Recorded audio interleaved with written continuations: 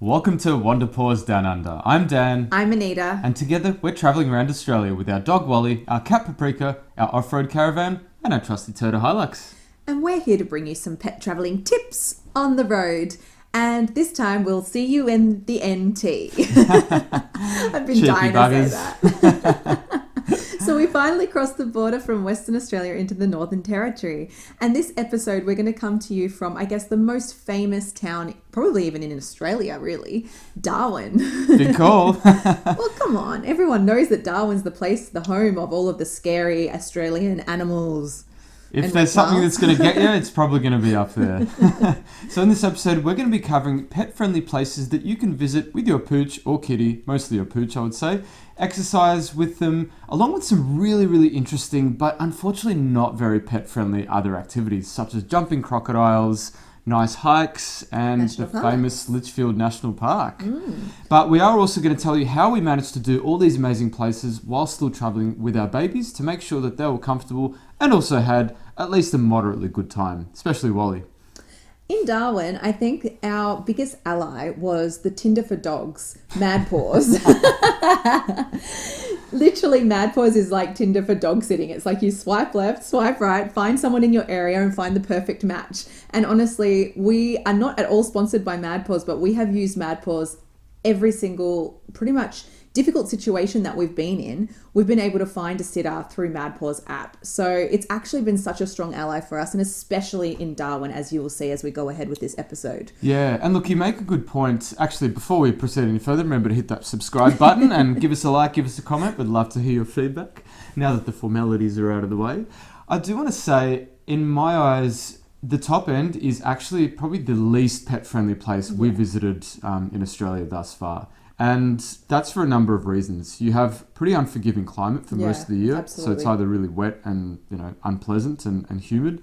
But in this case, you can't actually swim in any of the oceans in the Northern Territory safely. Not easily, yeah. Yeah. And obviously because of the crocodile situation. And thirdly, there are no real state forests or equivalent reserves up there in the top end. So it's either all national park, which doesn't allow any pets whatsoever, or it's private property, so it's at the discretion of the property owner. And most places do have rivers or streams running through them, which means saltwater crocodiles. Look, if you're a resident of Darwin, there's definitely some pet-friendly options like some off-leash dog parks, and even, I guess, if you have your own place, you probably have a pool or something like this. So it's a little bit different, though, for when you're traveling in Darwin. Not to say that there is nothing to do in Darwin, because we have actually got a couple of really cool pet-friendly things that we're going to show to you in this episode. But yeah, I agree with you, Dan, because of the climate, because of the fact that you're always a little bit on guard with crocodiles. There are dog beaches allocated, but I don't know, like,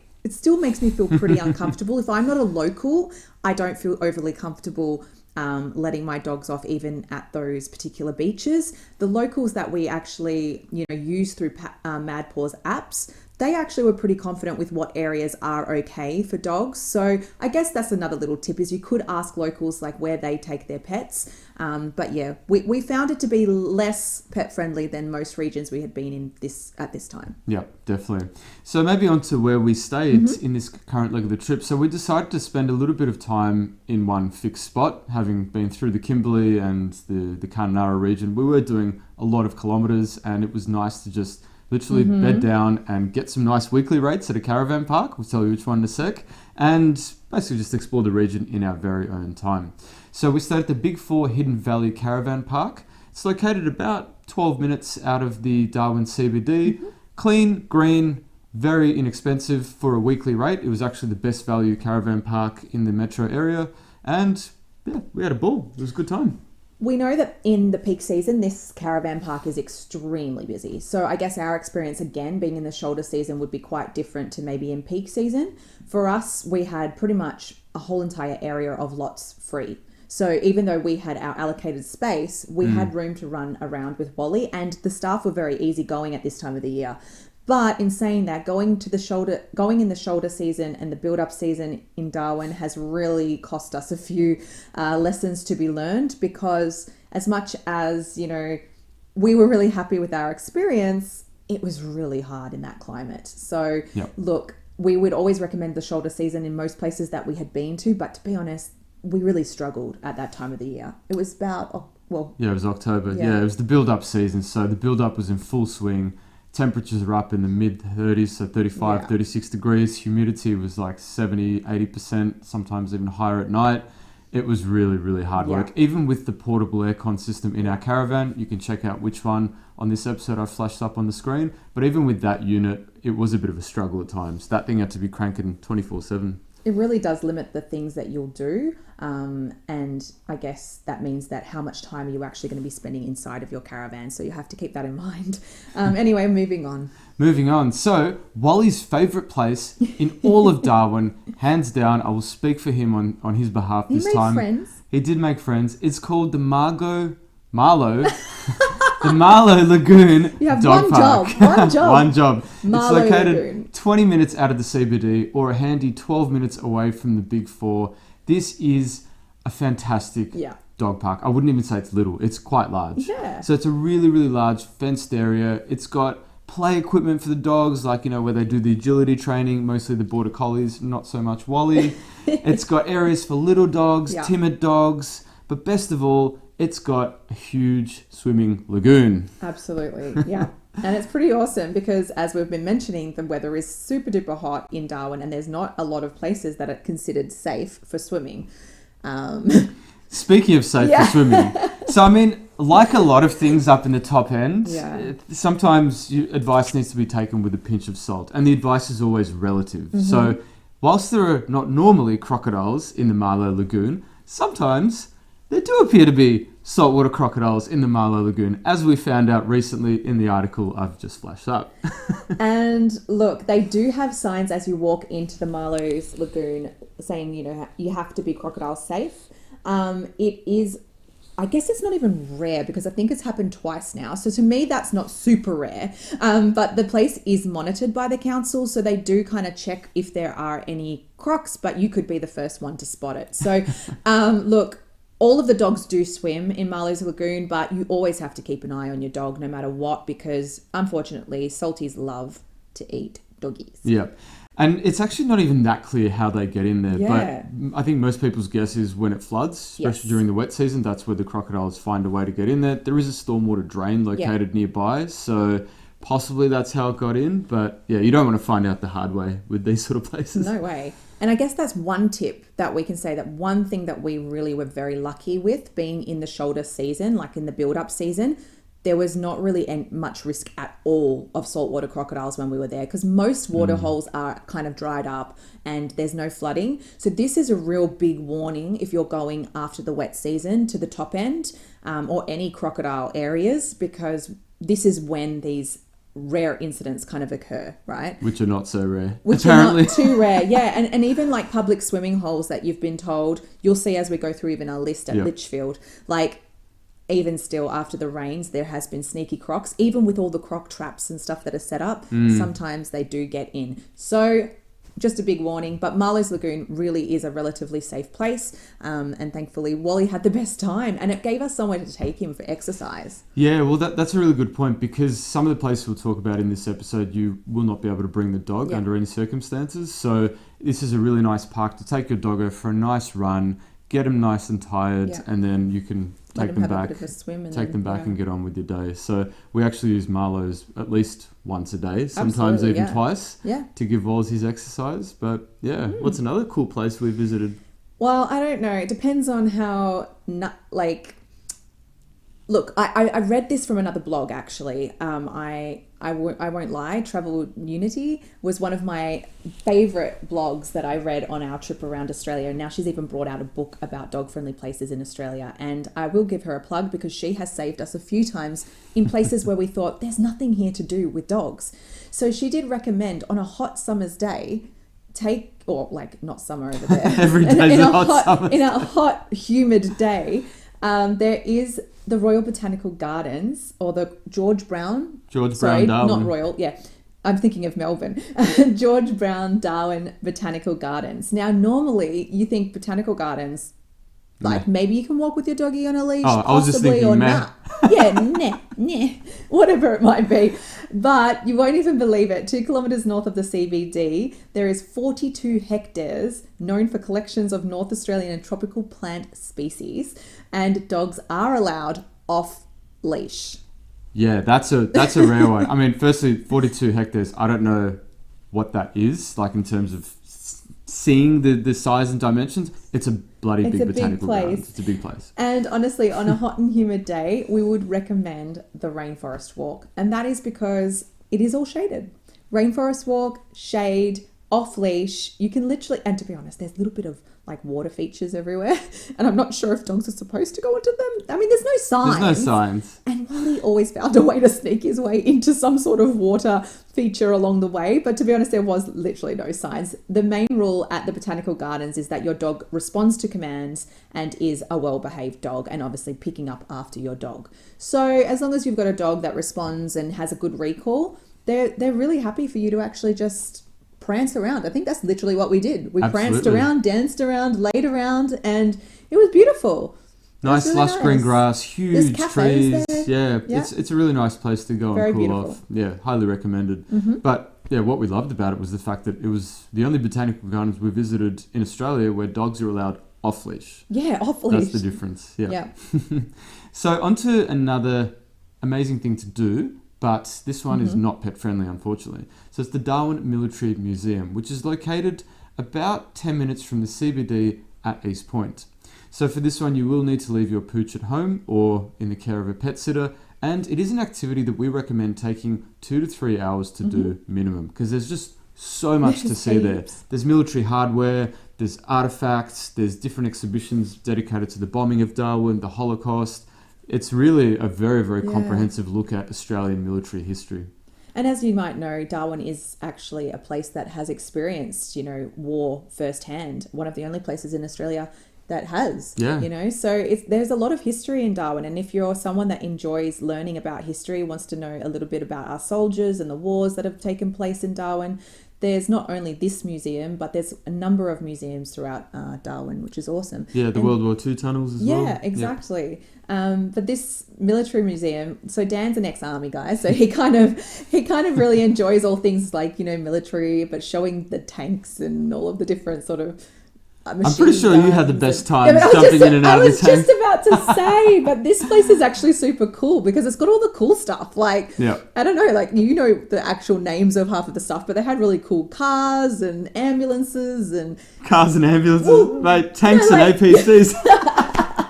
I mean, big army cars, Helicopters, all these artillery things, pieces. like the big stuff. Yeah, the big cannons. Yeah, and look, there's plenty of photo opportunities. It's really like interactive, and it's outdoors, so it can be quite hot. So make sure to bring some water. But they do have a cafe on site, and you do end in an air-conditioned building where they have like a bit of information. But yeah, I found it really fun. I actually really liked it. Out. It was like all the good stuff like to look at, and it was fun and interactive. Definitely one worth visiting. So moving a little bit away from Darwin, but definitely within a stone's throw for the purpose of a day trip, lies one of the most iconic and famous top-end things to do, and that's the Jumping Crocodile tours. So all you have to do is just drive an hour east of Darwin towards the Adelaide River, and you have a choice of, I think, between 4 or 5 companies that run these sort of tours. They're all much of a muchness. Some hosts are more vibrant than others, but the one that we did it with is the Adelaide River Cruises Company. I think it's the original one. I'm not sure. Sorry, I'll have to double check. But it was actually the cheapest one, and we were not disappointed. It was a fantastic 1 hour cruise up and down that Adelaide River, which is utterly infested with saltwater crocodiles. And when I say infested, I mean you see them everywhere. As you're jumping onto the boat, they're already starting to circle and swarm the boat. So it's pretty obvious to say this one is not pet friendly. Yes, I should have mentioned that as well. Unless you a little bit tired of your pet throughout your travels around Australia, and we might have threatened Paprika a couple of times. No, Paprika, it was the thought may have crossed the mind, but we love Paprika. No, it was good fun, wasn't it? It was amazing. And the guys are really, really entertaining because I guess they give you that real like Australian vibe, because obviously being from Melbourne and I'm originally from Perth, you don't really meet the true Aussie kind True of blue. yeah, like what people imagine Australians to be like, the Northern Territory Australians, and it was really good fun. I've never heard an accent as strong couldn't as even the guy that was running our tour. What was going on? It was just a whole different It was like version of Steve Australian Irwin English. times 100. Yeah, right? it was crazy. Yeah. Very entertaining though. Like the guys are really, really good. Like so funny, and the jokes that they crack, and especially if you're a silly tourist and you, God forbid, take even a tiny bit of your limb, you know, kind of on the side of the boat. Oh gosh. Don't do that. Don't do because that. the crocodiles do jump, Oh my particularly the little gosh. females at the start. Like they were the ones coming in thick and fast, and sometimes there'd be, you know, two crocodiles trying to get the same chook that was, you know, dangling off the And side of the sometimes boat. they're quite aggressive with each other, let alone with Yeah. like the boat. But then the big man rocks up, Dominator, famous all over the NT, over 5 meters long. He's like He looks 80 like he's something been years old. Yeah, they said Yeah. over 80 years old. Yeah, he is a proper unit. He's actually a little bit slow, so Yeah, he's 'cause definitely he's not as getting fast old. as the females, but you would not want to be in the water with this guy. And you can see like his war wounds over the years, like where he's probably been attacked and had to fight other crocs for his dominance, and that's why he is the dominator. But the guys were also telling us that he's starting to get challenged by some of the younger male crocs now, but he's still the top dog at the moment. But yeah, like it's just very interesting how long crocodiles actually live, and yeah, that it was really, really scary actually because Yeah. he's humongous. And you just know that river is... there's just so many crocodiles in there. I don't know how they even managed to survive. Obviously, the tour, you know, provides them with a bit of with a bit of They nourishment do each say day. that it doesn't affect their hunting skills and stuff like that, but I don't know. Yeah, what amazing creatures. Definitely do not do the top end without going on one of these tours. It is worth every penny. It's not even that expensive, but yeah, don't bring your pets to that one unless you know Not what needs to allowed be done. Definitely not if they like to swim. So another non-pet friendly massive highlight of the top end and located just a day trips away from Darwin is the famous Litchfield National Park. So this one we actually ended up splitting out into 2 day trips. Yeah. One, because there's so much to see and do, and 2, because it was so freaking hot and humid. True. We just couldn't physically do more than, you know, Yeah. 2 little hikes and a couple of swimming holes each day. Yeah. And that's another thing to add again about this time of the year is, yes, you can do things, but me and Dan are usually capable of a lot longer hikes and spending a lot more time out in the sun. You do have places to cool off, which is great, but yeah, it does make a big impact, like the amount of heat that you're experiencing in the day. But due to the fact that we were going to be out for quite substantial amounts of time for the day, this is when we also would engage our good friends at MadPaws. MadPaws? And we were able to find an amazing local couple who just love dogs and don't want to commit to having their own, so they look after people's dogs while they go to visit like the national parks. And Wally, we'll explain to you later, but Wally had a really great time with Extra them. good time. An extra good time, yeah. What we also liked about MadPaws, and that's why we tend to use these sort of services where they're available over boarding kennels, is not only the price, but also the personalised service that these good folk provide. So you bring your pet into their home, they take care of it, they lavish it with treats or and love. Whatever you Whereas want. in a kennel, there are situations that the pets can get into where they fight or they have anxiety, and we just find it's a much better outcome to go to MadPaws. You can also facilitate a customised time for pick up and drop off. So in this case, we were able to spend the whole day at Litchfield, 2 whole days, and not have to stress about being back by 5 p.m. And the good thing is your money gets held until the service has been provided. So if there's any issues that you've had along the way with the situation, the money is held, and you both have to be satisfied that the session has ended and everyone was happy with what's gone on, and the payment goes through the system that way. So it's actually quite safe as well, other than just meeting someone and sort of giving them some cash. Yeah, so onto Litchfield itself. Now, we've divided this into 2 days, like it's called a 2-day itinerary, just because there's a logical grouping of the first 2 sites where we visited, and then there's the grouping of all the others. You can do it in either order, but just keep in mind that some parts of Litchfield National Park are actually closed during the wet season and parts of the shoulder season as well, if there's been heaps of rain. So make sure you look ahead, check to see what's open or closed, and also what is safe to swim in and not, because depending on the time of year that you go, certain swimming holes, as we found out, may not be as safe as others. Absolutely. And it also can be, again, that the water levels are low, so the water might not be sanitary for swimming as well. Yep. Thankfully, when we were there was quite a bit still open, and there was some water, which was nice Always because we a really bonus. needed a good swim. So day one, first place we went to, it was called the Cascades. It's located 114 kilometres from the Big Four in Darwin along the Bitumen Road, and it features 2 swimming holes, the upper one and the lower one, as well as some small waterfalls and a short grade 4 hike. The upper sort of swimming holes are more like rock pools, so you can kind of sit and get splashed by the cascades, which is really nice. I think we spent a bit of time there before we realised that there was actually a bigger waterfall down a little bit further. But yeah, look, it's really nice. We were there all on our own because it was the off season again, and it was also we Midweek. went pretty early in the morning on the midweek. Yep. Yeah, and it's a little bit longer of a hike for some people. People don't always like to do a bit of a hike, so we were able to be there on our own, I think. And then once we got down to the big waterfall, I think we were sharing it with one other couple of people. So, yeah. It is one that does get busy around the weekends and in the more, I guess, peak months of June and July. Yes. So, again, just try and go as early as you can. You get the pick of the spots. And it's a really, really nice place to spend a good hour or so. And there's always signs about crocodiles, so just make sure this is the one, guys, every time you walk into a national park or anywhere in the Northern Territory or even the northern parts of WA and the northern parts of Queensland, just always check the signs because they do update often if there's been any sightings. Anyway, so what else did we do, Dan? So 8 kilometres away down... there's Picky. hello, Paprika. Hi, Pretty. It must be dinner time soon. Actually, he's an hour early, so He's always early he's for trying dinner. to trick us. He's always hungry. So, located 8 kilometres away is Wongi Falls. Now, Wongi Falls is actually one of the most famous waterfalls in all of Litchfield. It's a very, very busy area, irrespective of the time of day you go, midweek or weekend. So you will be sharing the area with quite a few people. But thankfully, it's a very large swimming hole that you can basically enter. Oh, it's huge. Yeah, enter with with the help of a staircase. And you can swim to your heart's content. So you can swim to the other side, which is probably about 100 metres. You can swim under the 2 waterfalls. There's even a rock pool. And Anita is to me because we didn't know this at the time, but I think it was last year.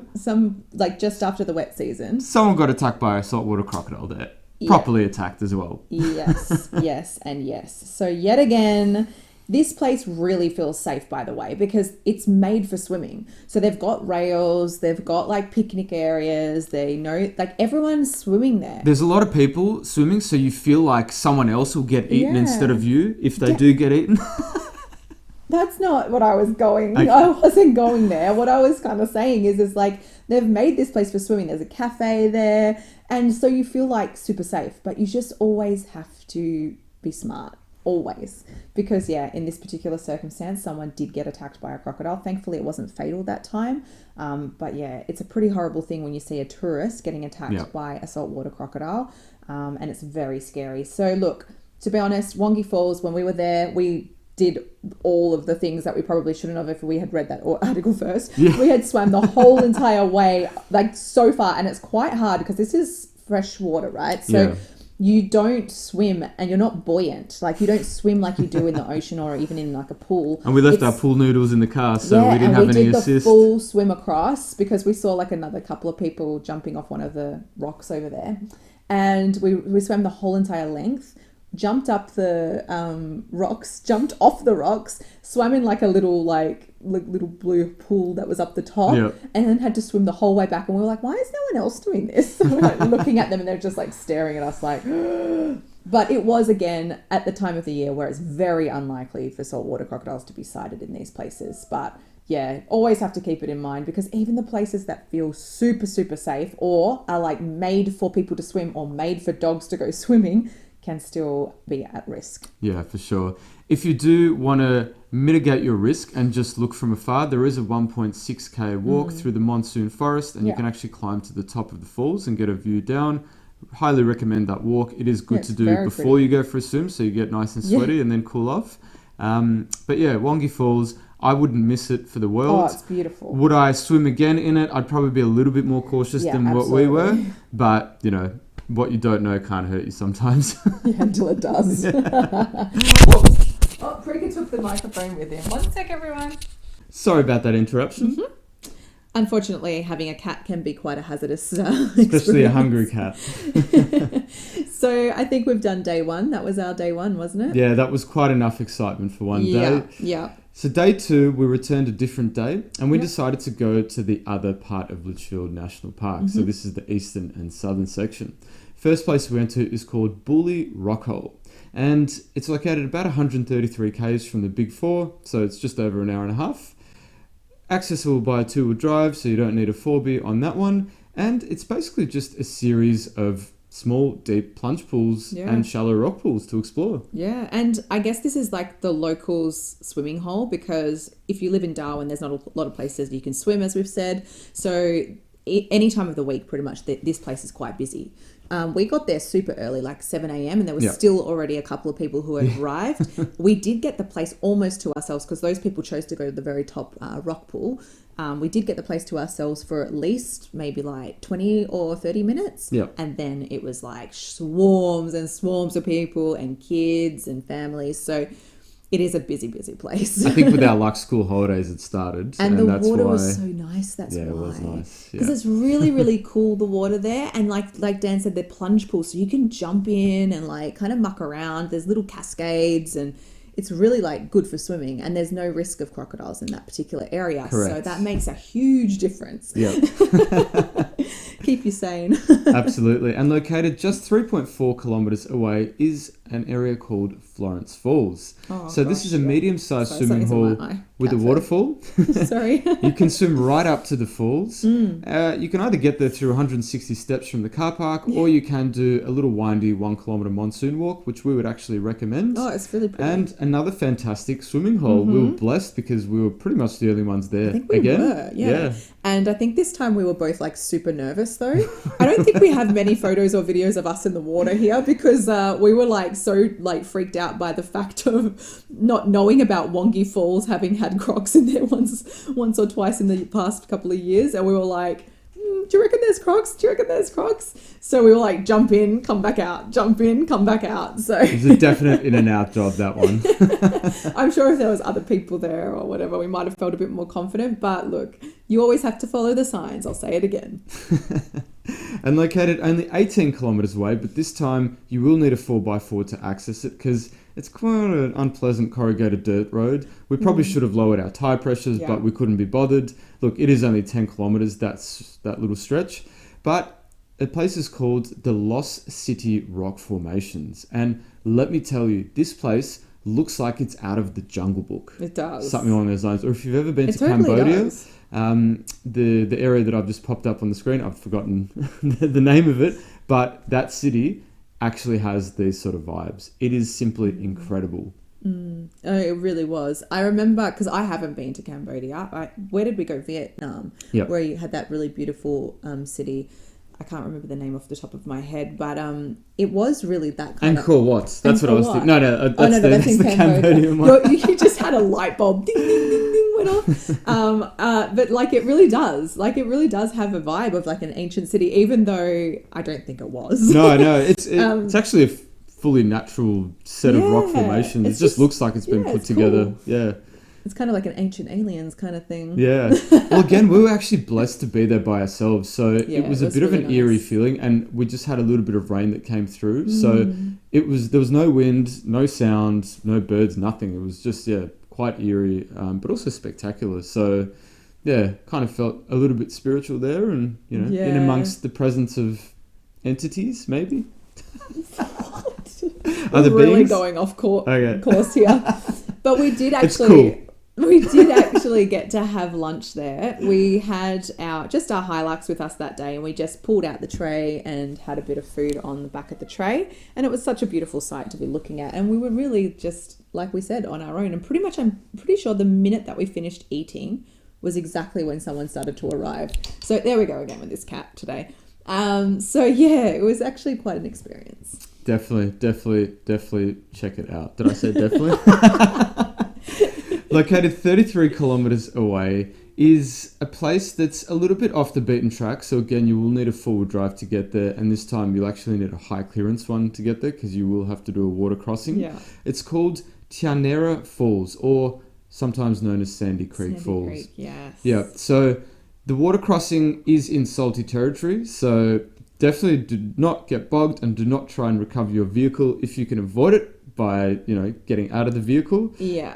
The water was 550 mil deep when we crossed through, so a little bit on the deeper side compared to what we've done. Yeah, like, I guess that's the one thing as well. Like, if there's people around, just ask them. Like, we just asked the guys if they'd gone through, if there was any issues that they had. They were like, nah, it's all good. Yeah. So that just gave us a little bit of confidence because we didn't know what the floor of the surface was like. So. There are indicators so you can see the depth. Yeah. It is also a dry season track only, so it will be closed in the wet season just because of the risk with, crocodile interactions. But it's a very short water crossing, so don't worry. If you have half decent tyres and a high clearance four-wheel drive, you'll be absolutely fine.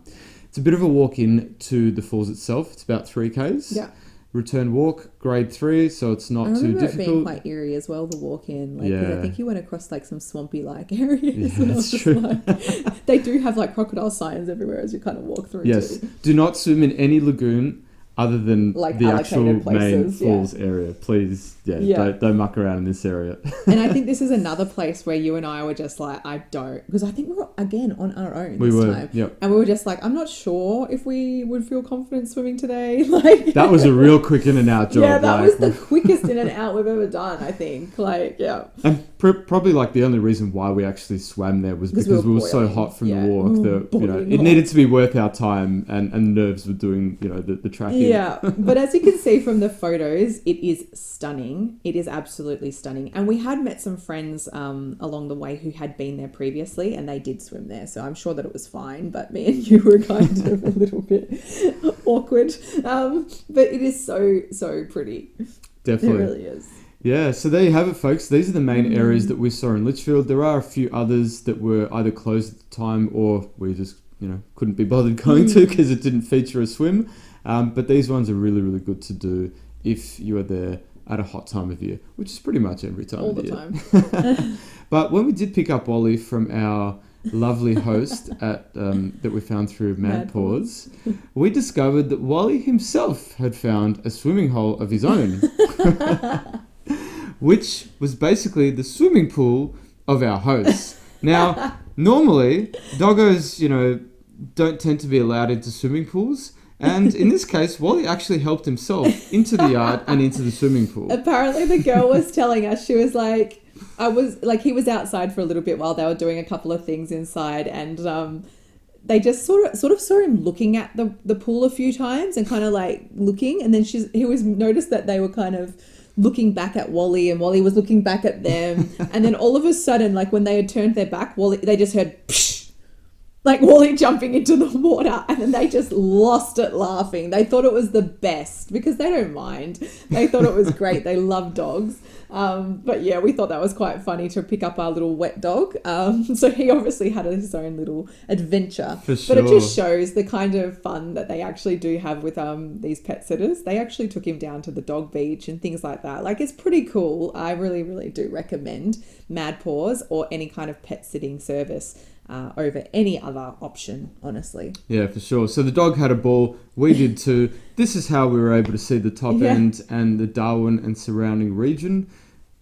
Yes, it's not as pet friendly as many other areas in Australia, but you can get by. And if you do select the right option, your pooch or your kitty can also have a good time while you're out there experiencing all of the top end has to offer. I'm pretty sure Paprika slept the whole time that he was in Darwin. He did. And look, we've got a really exciting episode coming up next. We're on our journey, which will be really, really hard to to unfold how we manage kakadu with pets. Yeah. So keep it, in your mind for our next destination episode. It's going to be a good one because it is quite the challenge. Absolutely. The most challenging place we've been to in Australia where you have pets. Yes. Where you'll need to make definitely a compromise or two, but you can still see everything. Or you could leave them in sitting. That's pretty much the options, but we'll go through that with you then. Definitely. Remember to hit that subscribe button. Let us know what you thought let us know what you thought in the comments about this episode. We'd love to hear your feedback. And also, if you have any other favourite spots that you'd like to... Spots. Okay, it's time for us to go. Spots that you'd like to share in the top end, please put in a comment. Let everyone know where to go. Thank you. I will stop talking now. Till next time. Bye. Bye.